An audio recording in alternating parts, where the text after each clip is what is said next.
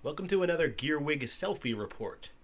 A 35-point game between my Gators and Shane's Cephalyx at Jetpack Comics in Rochester, New Hampshire. I brought Maelok in his Tier 4 theme force. He has 3 bone swarms in his battle group, as well as a wrestler. He has a full unit of Gatorman posse, and a unit of swamp shamblers with Bocour. He has 2 witch doctors and a feral geist. I find this list difficult to play at 35 points. There's a low model count. I try to jam with bone swarms in the hope of setting up a turn 3 or 4 assassination usually. But it can struggle against swarm armies or armies with lots of weapon masters or otherwise cheap high damage. Shane is playing his Cephalyx under the Puppet Master contract. Of course he has excellent Thexus there. His battle group consists of 2 Wreckers and a Warden. Alexia and the Risen here are being controlled by a Dominator. He has an Agitator solo, and he has 2 units of Mindbenders and Drudges. Shane's awesome-looking models here were commission painted by Devin Bell. And I really like the color scheme he went with here. I deployed like this with my Witch Doctors out on the flanks because I refuse to play them centrally like I should. My 2 Bone Swarms get to advance move, so they start up a little further. And Shane deploys like this. His mercenary contract allows Alexi and the Risen to advance deploy, so they're out in front. And we played on the 2015 Steamroller scenario, Close Quarters.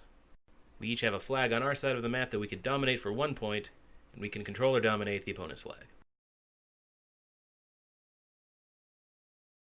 I start my first turn with my Bone Swarms. I have the first one cast Swarm on himself, so he'll get Concealment.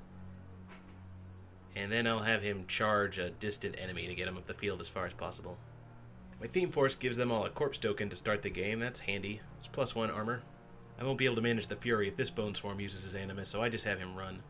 Swarm isn't going to help me much until I engage the Drudges anyway. It doesn't work on undead models. The last Bone Swarm just runs. I can only advance move 1 undead model per Witch Doctor, that's why this 1 Bone Swarm was lagging behind. The Swamp Shamblers activate next and run.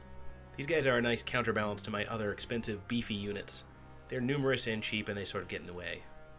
And then this Witch Doctor here can cast Zombify on them, making them tough, and they get a lot out of tough rolls since there are so many of them and they die so often.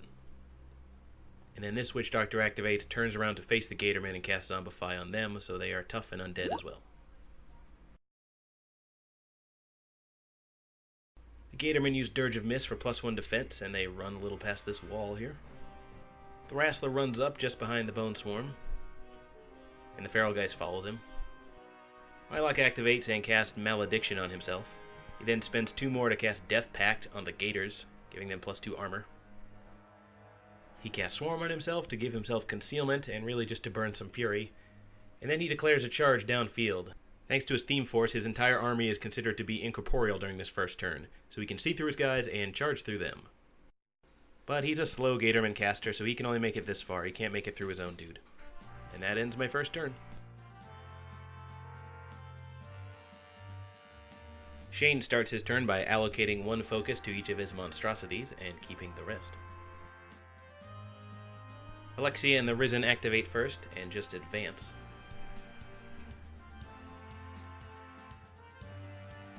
By not running, Alexia could then cast her Craft Thrall spell.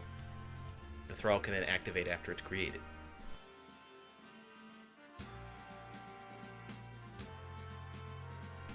They end their move like this. Alexia then spends her action to craft a Thrall, turning 1 member of her unit into a Thrall solo. That Thrall then activates and declares a charge against my Bone Swarm.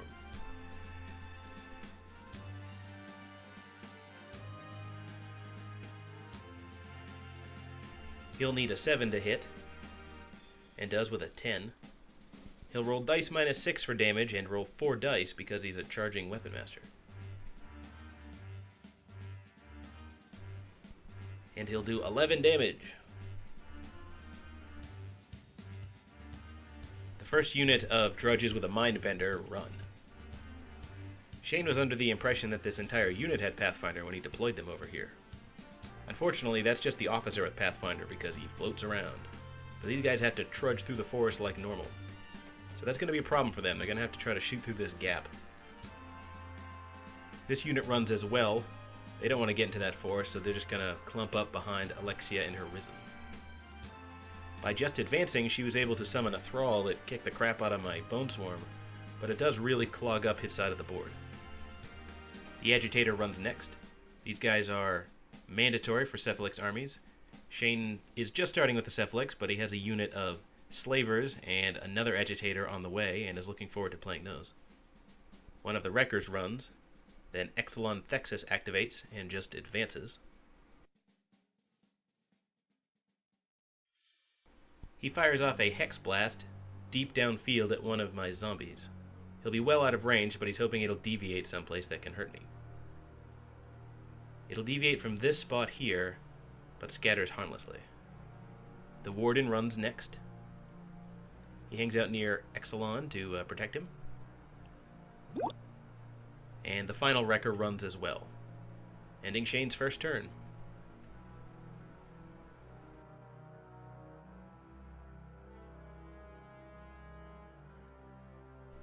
I start my second turn by upkeeping both Death Pact and Malediction.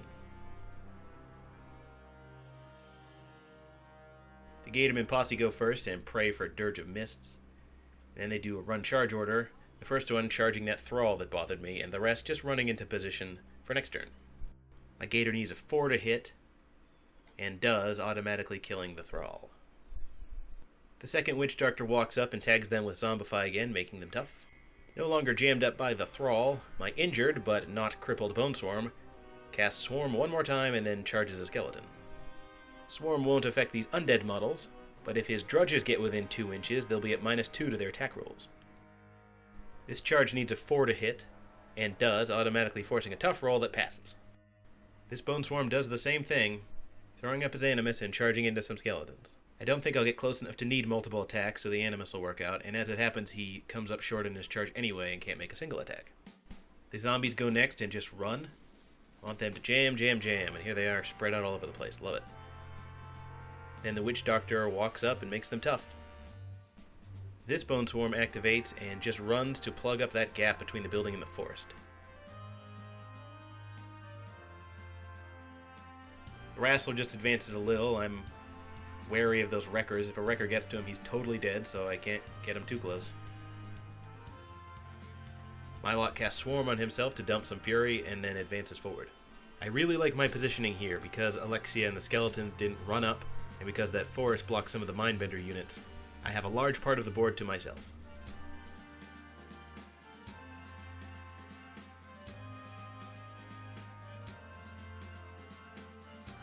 Shane starts off by activating Alexia and her skeletons.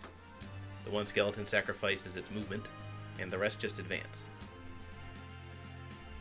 At Mat 4, they're going to look to set up some combined melee attacks. While the Swarm Animus won't affect them, Bone Swarms are base defense 13, which isn't bad. He tries to keep the Dominator as safe as he can. If the Dominator dies, Alexia will flee, and that's not good. This is an odd unit. The Dominator has the Ranking Officer ability, so command is measured from him. But everyone ended up being in command. 2 skeletons combined against a Bone Swarm needing a 7, but fail. 3 more combined needing a 6, they hit, but at dice -6 do no damage. 2 more combined on a fish, they need a 4 and hit. Roll dice -4 for damage. They'll force a tough roll that fails. Then for her action, Alexia turns one of the skeletons into a Thrall. Then he activates. He's going to scooch over a little bit to leave room for the Mindbenders to come in. He'll need a 7 to hit, and he does. He'll be rolling dice -6 and do 1 damage. The Agitator goes next. These solos are absolutely mandatory. They are a lot like Choir for Maelok. When he's done moving, he'll use his action to create a 5-inch bubble around himself. Any of the monstrosities or the drudges that are in that bubble get +2 to hit and +2 damage. So this whole army on paper is like Mat 5, and that looks terrible, but as long as you play your Agitators right, it's like your whole army's Mat 7. Mindbenders go next, and they declare charges, but only 2 of them are able to get in on the Bone Swarm. These Bender units can be a bit odd. When they're under a charge run order, their officer can't use the cool spells that really make them shine. But of course, if you don't charge, you lose out on the bonus charge damage. The officer can make up for that a little bit by using his Adrenal Flood spell, but they really shine when he channels that spell onto a second unit of slavers that then charges. Then you get all the bonuses. So Shane's really looking forward to that. The drudge that charged a fish hits automatically forces a tough roll that fails. The agitator bonus is offset by the swarm penalty, so these guys need 8s. The first misses. The second misses. And the third misses. One of the wreckers activates and charges a bone swarm. His agitator bonus will also be offset by the swarm penalty. He boosts, needing an 8. And it hits. He'll roll dice plus 3 damage and do 12. He boosts his second initial attack. That hits as well. He'll roll dice plus 3 again, and with 13 damage he'll destroy the Bone Swarm. Thexus activates and fires a Hex Blast onto a fish, needing a 3. It'll hit. The blast damage will clip the one behind him, and damage him. I fail the first tough roll, as well as the second. Both fish are dead. The wrecker out on the flank runs back to Thexus. We treated those plateaus as obstructions, so it gets clogged up over there pretty quick, and he's hoping a more centralized position will allow him to participate next turn. This unit of Benders doesn't get the charge order, it's just going to advance.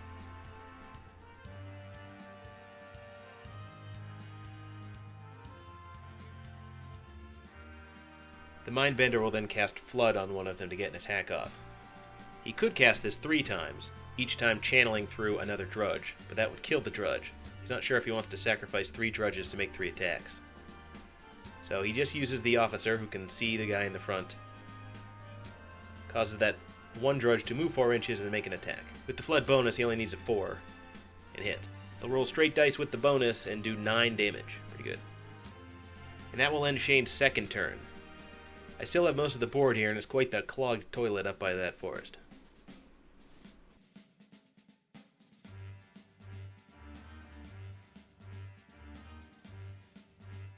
I start my turn by upkeeping my 2 spells again. My first activation is with the fish zombies, an activation whose footage was lost to the ages, or maybe never filmed at all. But let me take you on a tour of the land of imagination.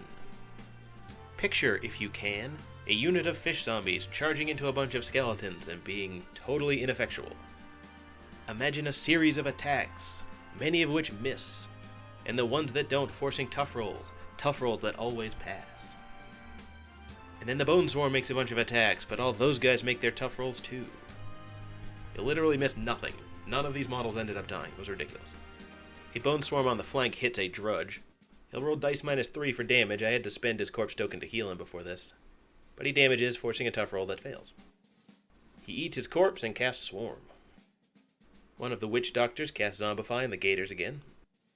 Then the Gators pray for Dirge of Mists again and declare a charge run order. This one charges a Mindbender drudge, way off camera, and this one charges a skeleton. I like pushing a couple Gatormen up really far in the hopes that they get destroyed next turn and I can revive them in better spots later. The rest of the Gators just run into good spots. I want to make sure the whole unit can't possibly die next turn. That would be bad. This Gator needs a 4 to hit, and does, automatically forcing a tough roll that fails. He can whack a second one with his polearm. This attack hits. At dice minus 2, it damages, forcing a tough roll that fails. Second Gator that charged needs a 3 to hit his skeleton. He does, automatically forcing a tough roll that fails. His second attack auto-hits a knocked down drudge at dice minus 2, forcing another tough roll that fails as well. Alexia and the Bocour fight over the corpse, but my guy's closer, so he gets it. I'm feeling pretty good about board control, and there's no one for Maelok to revive, so I can just run this turn and grab the flag. I sit on 4 Fury. The Wrestler just walks over. Again, I want to stay out of wrecker range, while also being close enough to threaten, maybe, with my feet, so always a tough spot to find a good position for him. I finish my turn by moving the Feralgeist. I still have most of the board here, and now I'm starting to score points, which puts a lot of pressure on Shane.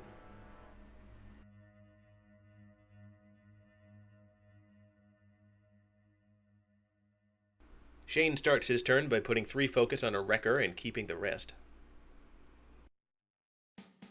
Alexia and her skeletons go next and look to advance.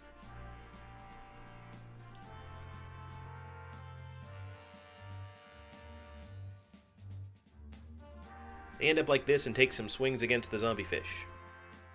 2 of them combine against a fish needing a 4 to hit. And they do. They'll roll dice -4 for damage, and they'll damage, forcing a tough roll that fails. Then 3 more combine on a fish. They hit, and damage, forcing a tough roll that fails. Alexia spends her action crafting a thrall. Then that thrall will activate and charge my Witch Doctor. Witch Doctors are kind of tough. He'll need a 6 to hit, and hits. I'll roll dice -6 with 4 dice, but only do 4 damage. The agitator pops his bubble, then the wrecker advances. He's careful to set his facing so that he can barely see my bone swarm, but is mostly facing downfield so that the Gatorman and 2 zombie fish are in his melee range. He targets the bone swarm and needs a 6 to hit. And does. He'll roll dice +3, and I hope he one-shots him here. But he does 10 damage and the bone swarm still lives. The second initial attack is boosted. It hits. At dice +3, it'll auto-kill the bone swarm, but more importantly, will set off his chain attack bloodbath. The chain attack is optional, but if you opt to take it, he then makes 1 melee attack against everyone in his melee range. In this case, he'll hit 1 of his own skeletons, but 3 of my guys. He'll start swinging on the Gatorman. The Gatorman prayed for a dirge last turn, so he needs a 6 to hit. He does. He'll boost the damage roll at dice -1 and do enough to force a tough roll. And the tough roll fails. He attacks his own skeleton next. It hits, forcing a tough roll that passes. The next attack is on my zombie fish. It hits, and he isn't tough. The last zombie fish is hit as well. But this time he's tough. And with that Kermit the Frog style flailing of his arms, he cuts open a big hole in the battlefield. He uses his beatback movement to move an inch, and ends there.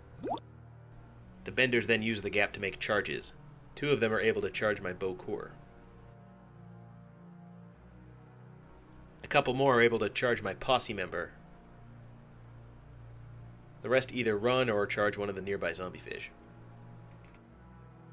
The first drudge punches a fish. He needs a 3 and hits. Forces a tough roll that fails. The 2 drudges on the Beaucourt are outside of the agitator bubble and need 7s. The first one misses, but the second one hits. He'll roll dice -4 for damage and do 9 damage, forcing a tough roll, but he is not tough. Only 1 drudge was able to reach the Gatorman Posse member. He needs a 6 to hit, but fails. The Warden activates next, and he just toes into the forest. Then Thexus activates and walks toward him. He wants to clean out that 1 knockdown fish zombie that he forgot to charge with the other unit. He's hiding under a wrecker. He uses telekinesis to pull him forward. The attack roll hits, and yanks him up closer. He remains knocked down.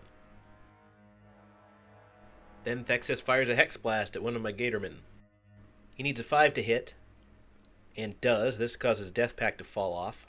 He'll roll dice -3 damage and boost, forcing a tough roll that fails. The second wrecker activates and advances into a position to splatter that knockdown fish zombie. The attack auto hits and auto damages, so I get a tough roll that fails. The second Bender unit declares a charge run order. A couple of them are able to charge my Bone Swarm.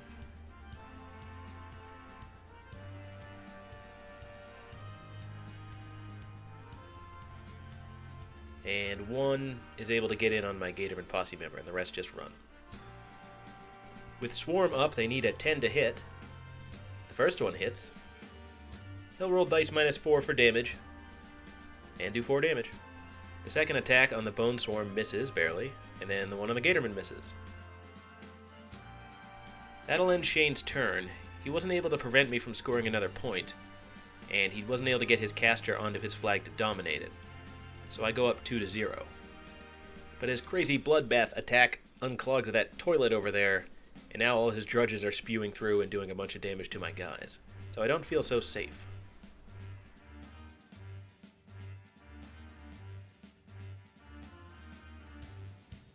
I want to try for the assassination this turn, so I let all my upkeeps drop. Maelok's going to activate and cast Revive twice, putting a Gator here, and one over here. Maelok uses his feet to make all friendly models in his control area incorporeal, and I will use this to charge through enemy models to get to Texas. I start with the Wrestler and have him charge a Wrecker. He needs a 4 to hit, and does. He'll roll straight damage and do 11 damage. Then his Claw attack hits, and at dice -3 will do 2 more. The next Claw hits, and does 2 damage again. I buy a Bite attack that hits, and at straight dice does 8 damage. Another Bite hits, and does 8 damage. And another Bite hits, this time doing 9 damage, which is enough to destroy the Wrecker. The whole point of this charge was so the Witch Doctor could advance forward, sacrifice the Wrestler, and do some damage to Texas, which is, of course, patently illegal. Witch Doctors can only sacrifice troopers, which are members of units, so you can't do a war beast like this. I don't know what I'm doing here. But there he goes anyway. He'll roll dice +5 for damage, and the dice gods sort of even out the cheating here, and I only do 8 damage to Texas. The Gator Posse activates next and takes a charge order. I want to declare as many charges on Texas as possible. I can move through enemy models because I'm incorporeal, but I can't necessarily see through them. So I have to make sure I can draw line of sight with each model. That one can and gets behind Texas. This one can and gets right into his grill. Since this model is still incorporeal, the Gatorman behind him can also charge Texas because he can see through this Gatorman. He's able to charge within reach range, and make sure he attacks first because once they attack they stop being incorporeal. He needs a 7 to hit and does. He'll roll dice -1 for damage and do enough to finish off Texas. Happily, the cheating Witch Doctor movement didn't decide the game, since I had 4 more attacks to roll if that one didn't do it. This game really came down to early positioning. If Shane had known during deployment that his benders didn't have Pathfinder, he wouldn't have set them up right across the forest like that. That ended up really hindering his first turn. Combined with simply advancing the Alexia unit early, this led to a real sort of clogged toilet approach that bottled him up behind all that terrain. This allowed Maelok to operate in some big open spaces, and he loves that. He has a million options as to where he can revive Gatormen and what charge lanes they get after they activate. During his feet turn, it's almost impossible to block charge lanes with other models when he has this much space to work with. This was a real meaty list I brought. It had a lot of defensive bonuses and models with boxes. The Cephalyx certainly have it in their toolbox to deal with a list like this, but they do so best when they combine their benders and their slavers. When Shane's slavers get shipped and painted, he will be able to activate his benders, channel the Adrenal Flood spell through 3 of them, buff 3 of the slavers, and then have them charge. If there's an agitator nearby, they'll charge at a ridiculous Mat 11 and a charging POW 19 damage roll. Just a couple of them could crush any model, regardless of their armor. And with those fun combos, the Cephalyx army can solve just about any problem. Lastly, I was able to assassinate Texas before his feat went off. He has a complicated feat where he can push every non-Warcaster, non-Warlock enemy model in his control area 2 inches in any direction. I had never played against that feat before and was not prepared for it. I sort of rushed my assassination turn because I really had no idea. I just imagined he would be able to clear a lane for one of his wreckers to charge into my caster. It's tough to anticipate where one of his beasts can charge, knowing that he can push everybody around like that. I just assumed he'd be able to solve that puzzle, sneak a beat-backing wrecker into my back lines, and end the game. So I went for it there, mostly because I was afraid of his feat, not knowing how it would work. Thank you for watching. For more battle reports, articles, and guides, check out Gearwig.com. You can email me at boss@gearwig.com, or check out our Facebook or Twitter pages. If you want to help the site, tell a friend, and subscribe to our YouTube channel. Thank you.